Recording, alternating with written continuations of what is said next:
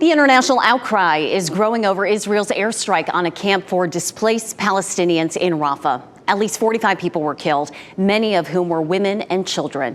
Israeli Prime Minister Benjamin Netanyahu called the strike, which called two senior Hamas officials a tragic error. But he said he would not end the war in Gaza until the military's goals were completed. Israeli tanks reached the city center of Rafah for the first time, defying international pressure to stop an offensive. This all comes as search and rescue efforts continue in a tent camp in Rafah following a deadly strike by Israelis. NBC's Raf Sanchez has reports from Tel Aviv.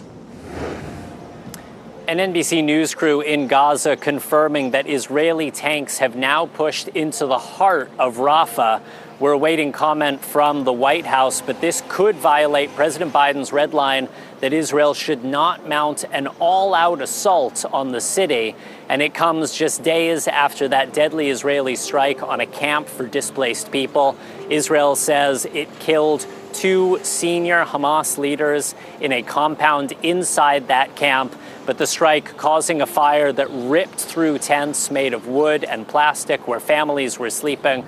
At least 45 people killed, according to the emergency services in Hamas-run Gaza. Many hundreds reported to have been wounded.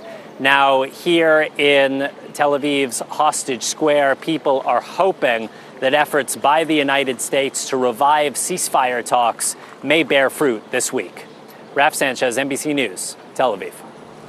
The U.S. military is temporarily halting deliveries to Gaza by sea after its pier suffered damage in bad weather.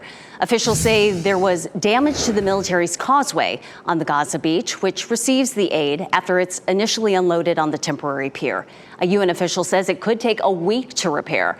A U.S. service member remains in critical condition in an Israeli hospital after suffering non-combat injuries on the pier last week.